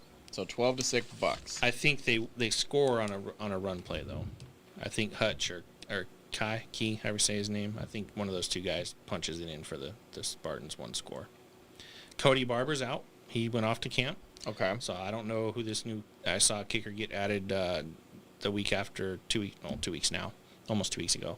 So we'll see if he's any good. I think it's a returning kicker from previous seasons, but I don't think that makes a difference. Yeah. So the funny part is, if you're looking at the game, even though if you say Trey's out, just agree with me. The Bucks are going to win. Well, no. So this is where I'm going with it.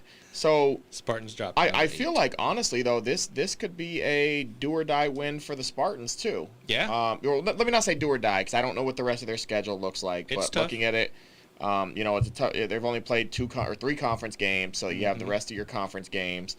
But I think about the Spartans. If they lose, they drop to 3-3. Depending on what shakes out with some other matchups, and mind you, they could still finish 3-3. They could go 7-3 potentially, right? But you think about some of those other matchups, the Tide or the Thunder, whoever wins that game.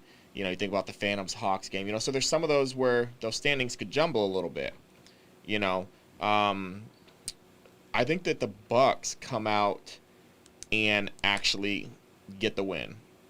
Because I feel like this is a do or die game for them. Like I said, this is, in essence, their shot at the playoffs. Yeah. I'm not saying that if they win this game, they make the playoffs, because obviously they still have a tough road ahead of themselves. But I feel like the Bucks come out and get a win. I think that Rico finally gets that offense going. That kind of goes back to the same thing that I've said about the Tide before as well. Rico's back there running for his life. I don't think Rico has gotten hit like I've never seen Rico get hit as much as he's gotten hit this season. Oh yeah, and I know it pisses him off. As a quarterback, you're going to get pissed, but he's not used to getting hit. Yeah. But I think that he he comes out. I think that they rally around. They've had a lot of scrutiny. Recently. Yep. We give them a lot of shit, as should be. I mean, they talked a lot coming in. Yep. They got some big players. They've got some big names that have been a part of the league for years. Yep. I think that the Bucks come in, and I think that the secondary for me is still questionable with the Spartans. I mean, obviously we saw what Lorenz did. Mm-hmm. Raph, we can talk. I'll definitely put some bread up. I'm never scared, so we can definitely chat. I got a few chats, but I think that the Bucks. I think Rico gets it together. I don't know if Booby will be playing. I know he was, from what I understood, hurt the week versus the Roll Tide. C-Note was playing running back. Yep. But I think that I think the Bucks get the win. I'm going with the Bucks to put up some points this week. Okay. I think that, like I said, I think that offense, the receivers put some points up. We're going 22 to 12. All right. 22 to 12 Bucks. Spartan secondary, DB safety, y'all been put on notice. I think my man Rico's going to have a heyday with you guys, especially if you run the zone this weekend. He's known to choose zone defenses up. Like I said, I just think that they come out because this is a do or die week for them. And I think they also have something to prove. Like I said, everybody talks about how they shouldn't have been game of the week. 1-4. How do you have a 1-4? I've heard it all throughout. I've heard it throughout the season. At the end of the day, they still have to show up and play. So when we talk about the game of the week, it's about entertainment, not the records. I think this is going to be a huge matchup. I think it's going to be an entertaining game. It's going to be a fun game, and if it's not, then I guess we'll be talking more shit next week on one of these teams. I mean, at the end of the day, I know that I'm going to get shit as soon as the game's over if the Spartans win, which is completely fine. I can't even make it out of the stands before people it's the same thing for me. I got people messaging me as soon as they, the funny part is I'll be sitting there, I'll be driving around the golf cart, whatever I'm doing, or up in the booth doing whatever I'm doing, and I got people messaging me after their game like, yeah, your prediction was wrong. I'm like, You're sitting right next to me and you're messaging me like, whatever. But no, I really hope that it's a good game. I hope that the Bucks, do prove me right. Yep. It's kind of, I don't want to see a team going into, a game like 1-6, 1-7, even if it is a team potentially like the Bucks. Mm-hmm. I think that starts to weigh. Yeah. I don't think that they fold, but I think that starts to potentially weigh and guys start to dwindle a little bit. Not so much the veterans, but some of the guys. The motivation to want to keep pushing definitely stops. Yeah, for sure. And not even just for them, but other teams in general. As the season gets further down. So yep. We'll see. I mean, I think it's gonna be good. So we agreed. Yep. So the Bucks for the win this weekend. But going back real quick to what you were talking about, I don't know if you want to talk about that too much. But no, I do, because my understanding was the Venom was supposed to play the Vengeance, who I think both teams are 5-0. No, they were playing. So the Venom game was canceled. Who are they supposed to play? They were playing the Rampage, from what it says here, and the Rampage folded. That does not surprise me. So I don't know anything about that. On the verge of folding for 4 years now. So I thought isn't that where the I thought they merged like 3 or 4 teams together into that one team. I have no idea. All I know is that according to what they're saying, that game got canceled. So that kind of goes back to Nate will be there as the backup, 5th string or whatever was said before. But the Vengeance game got canceled, or the Venom. Let me scroll back up. I think Tashawn, that's the owner of the Vengeance, if I remember right. I don't know. Now it says, but they didn't fold. I don't know. So the game's not happening. That's all I could say. According to what this is, the game's not happening. One person said that they fold. One person said that they did. So it's the Venom. So the Rampage didn't fold. They just decided they can't beat an undefeated team, so they canceled it. I don't know. I'll be honest. I don't know too much about what's going on in the other league. I've heard some talk about they've got a couple of teams over there that, the Venom being, I guess, one of them. They're undefeated. We're going to find out. And I think there's another team over there that was there possibly could be a state game happening, and we'll see. Hey, we'll see what happens. So I don't know. I mean, at the end of the day, we'll take care of what we do on this side. Yeah. we'll have talks at the end of the season. It's kind of early to talk about that type of stuff. I know there's a lot of stuff going on. So it'll be interesting, but yeah. I'm still a little confused. So the Vengeance is not playing. The Venom is. No, the Venom got canceled. Okay. So the Venom was supposed to play the Rampage. Gotcha. They're not playing. So I believe the Vengeance is. When do the Vengeance and the Venoms play? Does anybody know? I guess I could go. I don't know. We can figure that out later. I heard that's going to be a good game. I mean, they're both undefeated, right? 5-0, 6-0. I think so at this point. So. Which that's going to come to an end because they don't have enough teams to go fully 10-0. I think they only have. I'd have to go back and look, but somebody eventually will have a loss. They'll play somebody that will lose. I'm interested to see because I know that'll be an interesting one. Obviously we'll see how it plays out. We'll see how our league first plays out. And then obviously we can get those talks. They said that game is April 24th. Is when that Venom Vengeance game takes place. So in a couple weeks, but we'll see what happens. I mean, like I said, at the end of the day, we'll go from there, and we'll see. But I may have to go pay my $5. we got some good matchups. This week. I'm looking forward to. We got some good ones coming up next week too. Yeah, I think the rest of the season, for the most part, looks pretty good in terms of what we're looking at, matchup wise. So yeah. We'll see what happens there. I'm interested. I want to get back to the games. We didn't have games as much as I loved, being at home, and I just got to kind of relax and, hang out. I will say I miss being out there. Yeah. Being around, seeing everything. So it did kind of throw my weekend off too, because I'm fortunate to have you and Steven running the fields with Rob and Raph, playing backup and stuff for you guys. It definitely threw my whole weekend off for sure. It become about 3 o'clock. I was kind of getting bored because I was like, I don't know what I'm supposed to do now. So. Yeah, I was bugging Raph. We were just playing 2K and Ghost of Tsushima. So, and yeah. I'm going to be a fan again this weekend. I'll be hanging out, watching the games, hiding out somewhere. I got to, man. Is there any questions or anything that we got? No, I was gonna say, yeah. You guys got anything? You guys got anything you want to go over? I do actually have one thing. While I wait, if you guys have any questions, any comments, anything like that, I have one thing I want to talk about before you get into that. Yep. We added an amendment to the bylaws, so we redefined fighting and helmet throwing, slamming, etc. Okay, yeah, I remember we talked about that. And the appeal process. So that is up on the website under files. The amendments. It was sent out to all the owners. It was sent out to the player reps. Those of you guys listening, this is kind of the dad's speech, but if you don't follow the process, the board's not reviewing any of that stuff, or you're SOL. All right? So those of you guys that do it, we do review it. It does go to 4 different people to look at, so it is, reviewed.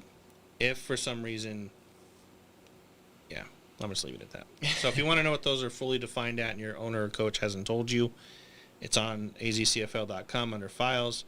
2021 bylaws. Tell Raph to be quiet. It's not Raph. Okay. No, so we do have a question. I think it's kind of a troll question. That's fine. That's fine. Just be prepared for the answer. But so Dwight said, God. Are dogs allowed at the stadiums? Well, that's kind of, I don't know. To be honest with you, I've seen the dogs at the stadiums, but I would just leave your wife at home if that's your, No. No, I don't know. Honestly, I don't really know. I'll be honest, I don't. As long as they're not shitting everywhere. I mean, that's kind of the. Listen, if you're gonna bring your dog potentially, obviously, I don't want it to be a dog park. Yeah. Right, but at the same time, So I'll leave the answer is it's up to the school. Yeah, I was gonna say. If they tell you got to remove them, we have no say in that. Yeah. But as far as the league goes right now, it's not our call. Yeah, we don't have an issue with dogs. Just obviously, if you do bring the dog out, clean up after the dog. If I will tell you though, they're not allowed on the sidelines. Yeah, listen. So, it's got to stay in the stands. Yeah. No more the football field. If you don't have somebody to watch your dog, stay home. Yeah. Kids also, we got to keep the kids off the sidelines. It's starting to get a little crazy. But anyways, you had something you wanted to talk about. Well, I was going to say, we got one more question in there. I'll be honest, I don't know too much about it, but somebody asked about the Calzona rankings. I know I've seen, I know I've seen talks, but I'll fill some of that in. Raph would be the one to have the straight answer. He's the one I'm actually exited out of the group. I'm letting him handle it. Yeah. But my understanding is it's put together by one of the bigger teams out of California. He's trying to put together a ranking system, and hopefully try to put some sort of a playoff thing together, like a tournament style thing. Mm-hmm. The problem we run into is all of our seasons are different. Yeah. So like the California teams, I think, are just starting or they're about to start. I think the Utah team, they're not even in season yet. I think they got tryouts in a couple weeks for their teams. So that's the biggest challenge, is getting us all on the same page. But so far, I've been impressed with it. It looks solid. I mean, I don't know too much about it. Until I exited the group, he's been communicative. I think some of the teams are people that are getting a little ahead of themselves. Just because you're undefeated doesn't mean you're the champ of that league. So, but I'm curious to see how it rolls out. But if you're curious if the CFL has anything to do with the way that's structured, and we have nothing to do with that. They take our rankings off our website and they plug you into that. Well, in essence, it's not even. I won't even say it. I mean, yeah, it is rankings, but I mean, I guess they're just going off the ranking of the record. So it's not so much it's just like a record thing. It has nothing to do with like power rankings or anything like that. It's just based solely upon record. I know that it's we'll see what happens. I don't know. I mean, that kind of goes back to it sounds great. But we'll see if it actually comes to fruition with everything. Everybody's talking until it's time to write a damn check. Well, you figure that, and then the other thing is too. You're going to have multiple leagues involved. You're going to have, each league. Some leagues may have a rule where you have a chop block that's allowed. Yep. You might have a league where it's 2 feet, not 1 feet. I mean, there's a lot of details that I think that's got to get ironed out. To support that statement, that's why the DFL and the GFL, when they played each other, was always a challenge, because they had their own set of rules, and the GFL was using the NCAA rule book, and like you just said, some rules are allowed in some leagues. Yeah, you have so there's going to be so that is something that I did mention to Raph when I talked to him about it. I was like, hey, I'm curious to see how they're going to do the refs. Are we hiring guys with Foot Locker jerseys, or are we actually bringing in? Right? Are you going like refs? A Pac-10, Pac-12 crew? Like, what are you doing? So can we afford to pay these refs $2,000 a game that they get paid? I mean, there's a lot of things, but I think it's an interesting concept. I like the concept. I know it's. I think at this phase, that owner that's putting it together is just trying to see if we can all work together. Yeah. Can these guys communicate without cussing each other out? Right. So far, so good. Hey, we'll see what happens. So more to come. I mean, we'll see how that plays out. Obviously, it sounds great in theory. I think that it's a great idea. I know it's been tried, or there's been things brought up in the past about it, and it never fully ends up coming the way that we're talking about it now. And I'm going to be very cocky. It comes down to money. Yeah, no, you're not wrong. Everybody's got a great idea until it comes time to pay for it. Not wrong. And that's usually how most of those have ended up, is the checks weren't able to get cashed or checked or whatever. Right. Or one person had the money, the other three didn't, or they got their money stolen. Right. So we'll see what happens. So more to come on that. Like I said, we'll see in the coming weeks. We're definitely staying involved. Rap's definitely following it internally within the chat that they put everybody in. I'm kind of letting him manage that. I'm trying to take our league to a different level, but we can talk about that in the off season. That works. Well, I don't see any other questions. I do want to go over one thing. I know we asked, and I saw somebody, mention it. We didn't have any highlights or anything this week. Fellas, I asked for highlights. Not one person from what I saw, and if I missed it, I apologize. I didn't see anyone send anything in. We watched the film and stuff, but, it's... If you guys want us to do, that kind of stuff, or if you guys even enjoy it, give us that feedback. Mm-hmm. I do it. I say it all the time. We want feedback on different stuff. I really don't care who you think, and when I say feedback, I don't care who you think is going to win the game. That's not the feedback I'm talking about. If there's something more that you guys want to see, I know guys have talked about a top 10 plays, a top 5 plays, rankings, and this and that. Like, give us some ideas of stuff you want to see, and we'll try to work it in. It comes down again to the cash and the check. Somebody's got to put all that together. But we'll work on it. We got a new set of games this week, so we'll get some highlights, and I think you and I have done pretty good putting together our stuff here. So hopefully we can continue to build on that. But with that being said, though, so I'm feeling generous. I know it's not Christmas, but we'll do Christmas in, what are we in, April? So Christmas in April. For anybody that sends in, some sort of a highlight or, something that you think would be a highlight or, could potentially be used, we do actually have, some of these, the bummy gloves from, Row. There's some, what are these? Orange. What do we got? Orange, CFL, blue, and white. So they're CFL gloves. Custom gloves, yep. So if you guys haven't already seen them, Row's got some different ones there. Send us in something, and we will go ahead and I think we have what, 2 pairs, 3 pairs? I have 6. Okay, so we've got some different pairs, so we may not do them all at once. A pair or 2. I have some more coming too. But there's more coming. I know Row's watching. When is my damn order gonna get here? so I'll let you guys discuss that. But in all seriousness, with that, guys, send us in something. We'll keep track of. Where do they need to send it to? So that will go to the AZ Cactus Football League page. Same place, the same league page that you guys all send your gripes, complaints, shit talking, nonsense, mixtape videos, all your so we things need that you send. Really what we need is the game and the play number. Yep, game and the play number. You don't even have to send us a link or anything. Just send us the game it's in, the play number, and obviously who you are in the play. So maybe they do need to send us a link then. So yeah, if you have a link, it'll make it easier.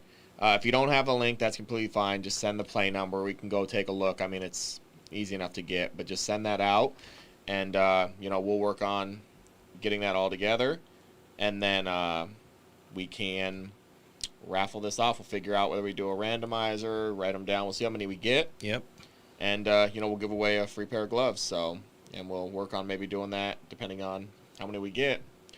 We do that each week. So, something for a giveaway or anything, and we can just go from there. And I know Renz mentioned it. And Renz, we've thought about it. So like a player of the week and stuff like that. We've thought about doing that. It's kind of tough to do that though, where not everyone, not every someone's in a different jersey one week or different stuff like that. You've got, I think it's something that we can look into for sure. I know we've talked about it. Well, I will tell everybody right now, I will not pick the player of the week because no matter who I pick, it'll be considered favoritism. You can do that. I have no problem doing a player of the week.